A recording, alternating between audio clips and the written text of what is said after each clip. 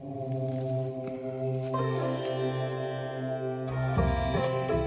day, good day. This is Red Hawk, and I'm coming to you from the deep end. We have been on a journey here, a journey from before the beginning all the way to now. And I have to say, this whole podcast and our reflections, and again, we're not trying to sell anybody on anything. We're just trying to present ideas and share our journeys and, our what the fucks, because to me, life is so full of them, and the older I get, the more that's the case. So welcome to this journey to now. And we've tracked this journey from before being, through being, all the way to life, all the way to self-awareness, through the processes of complexification, differentiation, and semi-permeability, and how this universe has come together and how we live in it. And today, I have to say it's been difficult podcast for me because I've had to visit and revisit some of the aspects of my life that are not comfortable at all. As a matter of fact, they're the places where the door has been left ajar. And here we are in a place where we're trying to resolve things, where we're trying to find peace in the midst of this cacophony of life. So what is the path from the many crazy, upsetting, sometimes grief-filled aspects of our lives to a peaceful resolution? And I'm going to say, even in the best of times, a peaceful resolution is not always complete, but we still seek closure. Now, I will say that this week I had to revisit my brother's death.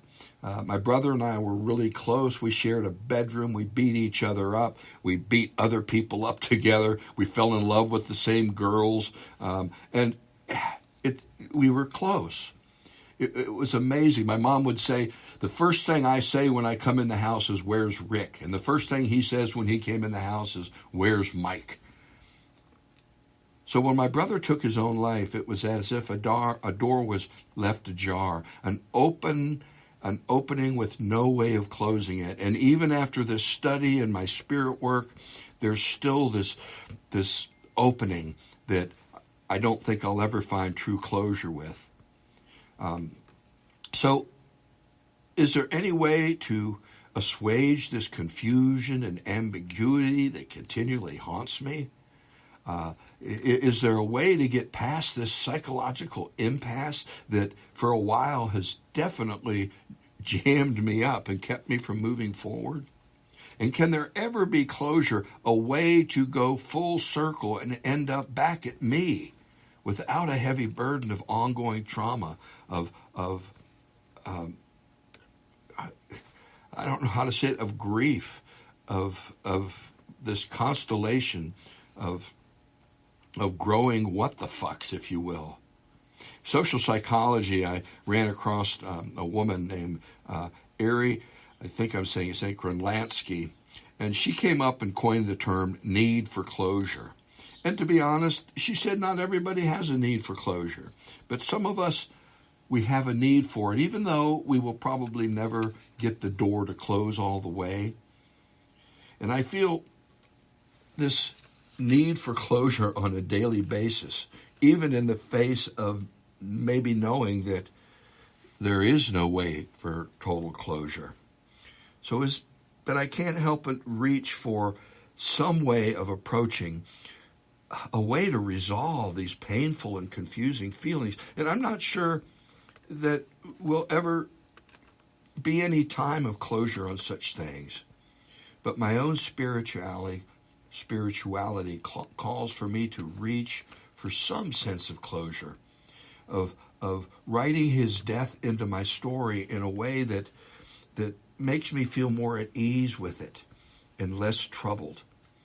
Now, in my study, this week I found a paper by a psychiatrist about 5 ways to find closure. And we can go into these later, but I'll just lay these out. And these are fully embodied. These closure issues are fully embodied issues. The first is take responsibility for yourself. The second is to grieve the loss and be honest with that. And the third is to gather your strengths. And the fourth is to make plans for the future. And the fifth, and this is the one I'm working on now, is to create a ritual. I think that's an amazing piece. I know in my psychedelic days, I was creating rituals all over the place, and they did help. Of course, there are other aspects of my life where I do not expect any real closure, even close to it. And that's with my sister Elizabeth, who I'm completely estranged with at this point. So in my journey, I have found that not everything is resolvable, but that's okay. And even in the midst of that, it's okay to still keep reaching for some sense of closure, for entertaining ways of making it okay, if you will. Now, I'm not going to spend a lot of time on this, but I will say that Marianne has inspired me in her journey. As some of you who've been listening to these podcasts know, Marianne lost 2 of her 3 kids and her husband to cancer. And that's been a long, hard road for her, and it's not one I think that she'll ever find a closure to. But she's shown me that there are ways to deal with this. And so, Marianne, if it's okay, I'm just going to turn it over to you and kind of share some of your journey in that, if you will. Yeah. You're right. It has been a long, hard road, and it's, when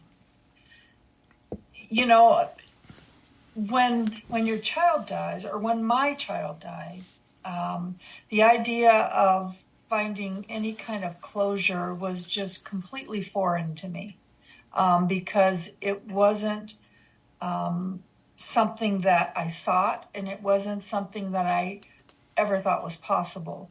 And those 5 things that you talked about with the definition of closure, it's like I have done every single one of those. And so, and most recently, so when I was young, I took off for California. I was 21 and moved there. And that's where I met my husband. I had my kids. At 21, I grew up with California Dreamin' and Hotel California, 2 kind of different aspects of that whole idea of what it was going to be like there. And it was normal life. So I got married, I had kids, and my daughter was diagnosed with cancer when she was 16 months old. She was my first, and we went through, at the time, it wasn't like it is now. People didn't really talk about childhood cancer that much. And I was actually shocked at how many kids were being diagnosed. So we went through 2 years of treatment, and she was considered cured. And then 3 years later, my husband was diagnosed with cancer. And then he was a year into treatment, and Nikki was diagnosed with a secondary cancer, which was a result of the chemotherapy she received as a child. So when that happened, again, it was just unbelievable. And then my husband passed in April of 1994, and my daughter in August of 94, just 4 months after each other. And each one of them taught me something very profound. And I don't know that I want to spend a whole lot of time going into, there's so much, and I'm trying to be concise here, but suffice it to say, at that time, there's a movie that I just love called I Heart Huckabees. And it's a story of existential detectives, Lily Tomlin and Dustin Hoffman. And so it's kind of a dark comedy. But what they talk about is these 2 philosophies. And one of them is where everything's connected and we're all one, and you're part of me and I'm part of you. And the other is the whole, it's all chaos, Nietzsche kind of ideas of it's all meaningless and there's no meaning. Well, when Carrie and Nikki passed, I was in that connected philosophy. I was able to break out and learn how to kind of embrace it. It's not that it wasn't hard, but I was able to see a bigger picture. And so my boys were 5 and 7 at the time, and I decided that, okay, this is what is. It's not what I wanted, but this is what is. And I needed to be able to raise them. And, they were just as important as Carrie and Nikki. And so we moved to Spokane, and we were going to start over. And everything was, I was going to go into a new career. Michael, who was my oldest, he was so mad at me for moving from California. And he told me, when I'm 18, I'm moving back to California. And so it was like, okay, you'll be able to do whatever you want when you're 18. Well, 3 years later, he was diagnosed with cancer, with a brain tumor. And in that, I was convinced, of course, that he was going to survive, but he didn't. He died 2 years later, and this was in 1999. And I went to that other place, that place of chaos, and nothing has any meaning, and nothing's connected, and it's all random. And I went back to school and started to really dig into religion and comparative religions and philosophy, and really sunk myself into trying to understand what is the reason that any of us are here when these young children, and my husband, he was only 36 when he died, could be just taken so quickly. And it occurred to me that that's life. It's happening everywhere. We just have this myopic view and we don't see it. So I started to try to expand and try to understand why suffering existed at all. And that's where I studied Viktor Frankl's work, and which was immensely helpful for me. And I was always fascinated with these ideas and these stories of people who survived these horrendous things. And so what the conclusion that I came to was, I don't understand it. I don't know why it is. I couldn't believe in anything, but I knew that I was here. And so what my question has always been, and it continues to be, what am I going to do with this? What do I do? And so I started to reach out. I couldn't go back to the profession that I wanted to go into. I just didn't care. I wanted to I was going into journalism, and I couldn't care. So I went into the nonprofit world. I thought, if I'm going to be here, I want to help others. I want to be able to be with others who understand suffering on the same level that I did. And that's what I found, and that gave me strength. And so now, all these years later, so when Carrie and Nikki passed, I did not want to bury them in California because I knew I wasn't going to stay there. And then when we got to Spokane, I wasn't sure we were going to stay here either. So I held on to their ashes. And then after Michael passed, again, it just became something that I just held on to his ashes. And so all these years later, the opportunity has come up for me to have some time to be able to do something with them. So I just got back from California. Michael finally got to go back to California. And I know that's kind of my dark humor there, but I think he's happy with that.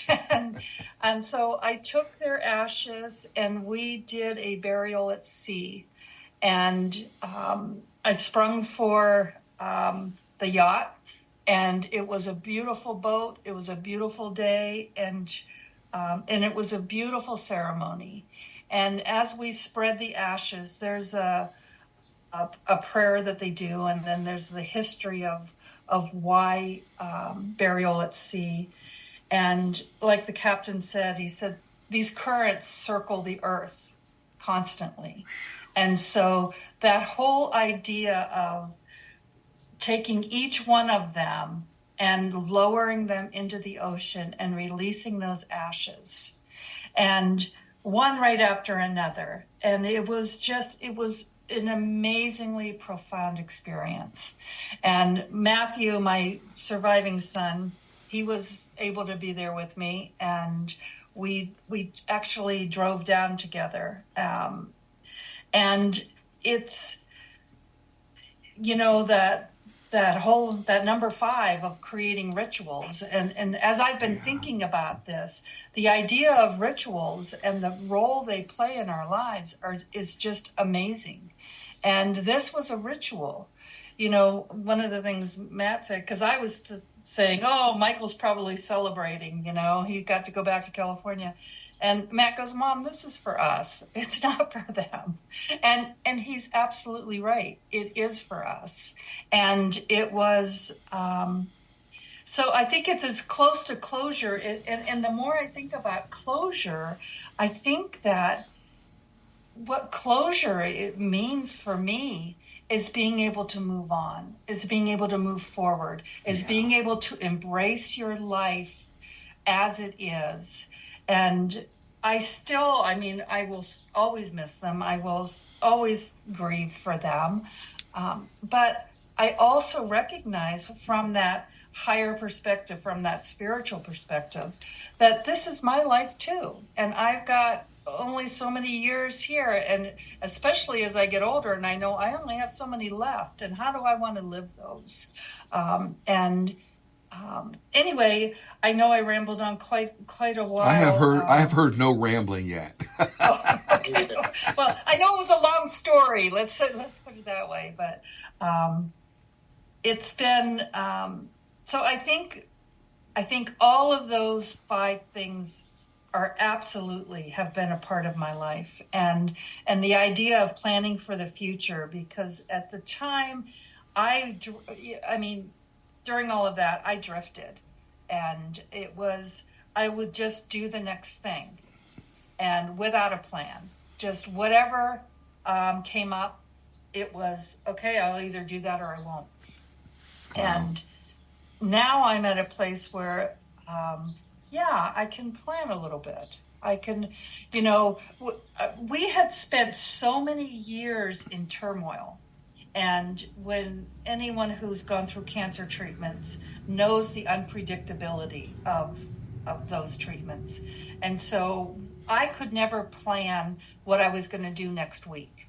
I could never plan what I was going to do tomorrow, because you're always at the mercy of an infection or running to the hospital or doing a doctor's.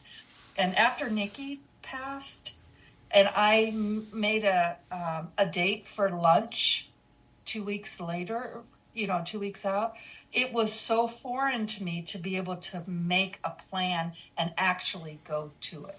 That's how unpredictable. And so for many years, that's the way I was living. It was, I'll put it on the schedule, I'll make a plan, but I wasn't ever really sure it was going to happen until it did. And so I don't know what the point of that was, but I learned a new way to live in the world, and I learned to accept things the way they are, and to also, I went back to school, I got a degree, I did, I did things that I planned, but it never really felt like, I've always felt at the mercy of the fates, so to speak, just kind of accept and learning to accept that. I see people with intact families. They've been married 30, 40 years. They have grandkids, they have, all of these things that you think is going to be your life, and then it isn't. And society tells us, our culture tells us, that's a good life. And I've had to fight against that and say, no, I have a good life too, even though it was full of sorrow and sadness. But I've got, it's just different. Mm-hmm. And being able to embrace that and accept that. And I think that's part of that closure piece, is, those open wounds, that open grieving, that open asking why. Why did this happen to me? Why has this happened at all? Why did they have to suffer? And those things that churn over and over and over, and it can happen for years. That's when you can calm that. So, Well, does the ritual you did, does that ease your heart and calm it somewhat? Was that helpful? It felt like, it was one of those things where I just felt like it was something I needed to do, and this was the time to do it. And it's to say that it eased my life, it's given me a new position in my life. So it's and I wasn't really quite sure how that worked, but when I came home and I thought, oh, Carrie, Nikki, and Michael are gone. They're not here anymore. And so even though they've been gone for years, so it's given me a different, maybe it is an acceptance of more of an acceptance. I was ready now to do that next thing, because they have been a part of my life, and they'll always be a part of my life. But so I think yes. And that's the full circle part. It seems to me yes. that you come back. What you come back to is yourself, right? And to me, I would say that you have a deeper, richer life than most people, because you're no longer able to take things for granted that most of us do take for granted, and that's. I think that's a gift. It's not necessarily comfortable, Right. but I think it's a gift.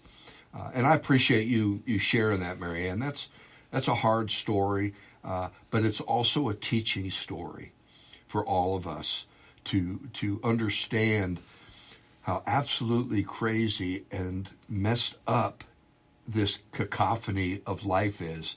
And that, we all set a trajectory of this is who we are, this is how we are, and that's the way it is. One thing I really don't like in me is thinking, this is the way I am, and that's the way it's going to be. Well, once I say that's the way I am, and I'm going to be, I have just found my growing edge. And if I continue to remain there and use those same excuses over and over, then what I do is I've stunted my own spiritual growth in a very real way. Because what I've learned about spirituality, it's always about stepping out of ourselves. And that allows us to grow ourselves in some very amazing ways.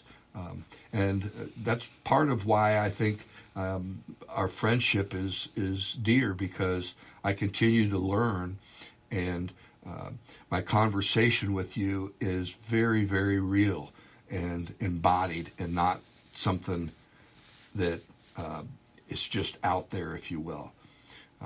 So I want to thank you for sharing that. Bob, what do you say on this? By the way, Marianne Rudis is coming from Spokane Valley. Bob Hayes is coming from Florida.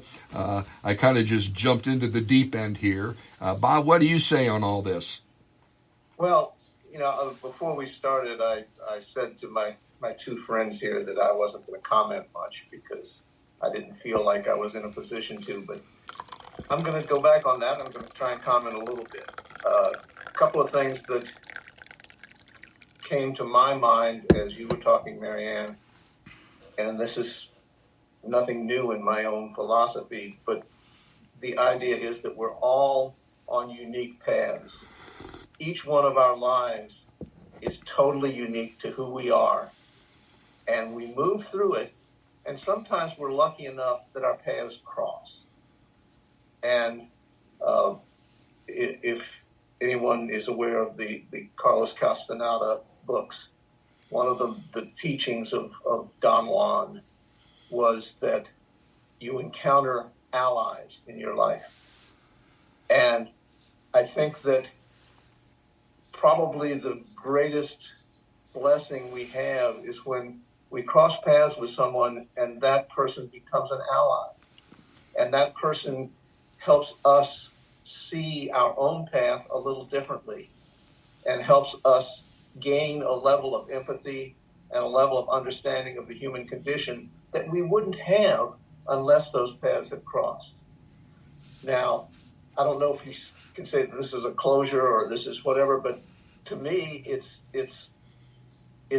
a point on my journey that I can stop and say, well, this is a blessing to me because I have been able to learn, I have been able to see things differently, I've been able to modify my own point of view as I move through my life. And I'd like to say to you, Marianne, that I consider you an ally. I consider you someone who has taught me a lot that I would not have learned if our paths had not crossed.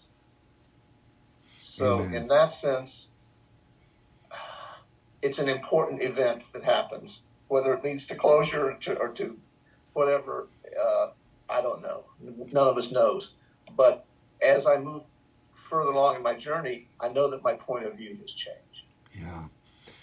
Well, and I would echo that. And, I think I've used that term mighty companions, and I didn't make it up, but I heard it somewhere. But and it's allies, and it's the people. I wouldn't be standing without people like you and Red Hawk in my life, because these are the things. We can't do this alone. And you're right, it does change our perspective. It gives us a way to see the world in new and different ways that we don't necessarily experience personally. But yeah. And the thing that hits me the hardest is the behavior change. My point of view changes all the time. I had lunch with our bass player, flute player, mandolin player in the band. She's 70 years old. What a journey she's been on. My perspective changes all the time. How does it affect my behavior? That's the piece to me, what closure is about, what going full circle is about, what I don't remember who said it, but you end up back at the same place, but everything's different. And I think that that's a really important piece. I don't think closure is ever absolute, not on the things that really matter. And I want our listeners to get this. We're just sharing our lives. And, Bob said it well, our journeys as we share them shifts our own perspective within our own journey, which can hopefully change the trajectory of where and who we are. And I think about that all the time. Marianne, your story opens me to uncertainty in a way that is very healthy, because those provisional certainties that we kind of set up in our lives are our own personal delusions, I think. I think it was Einstein, I'm paraphrasing, that we are one. We are, all sense of separation is optical delusion. And how do we move into the place where the oneness of being, the stories of other people are seeping into us and changing our point of view and changing our behavior? And that is everything to me. I'm 73 and I'm still changing. The way I was 3 days ago, I can't live. It doesn't work anymore. And over, I see that. You know, I hold that little baby Nova that our guitarist, they just had a baby. They came over, had a beer, and passed the baby around.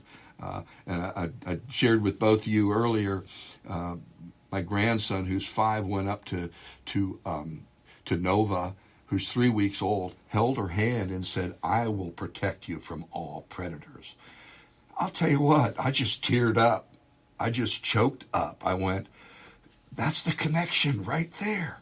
That's it. And it's all we have to do is become human, and it happens.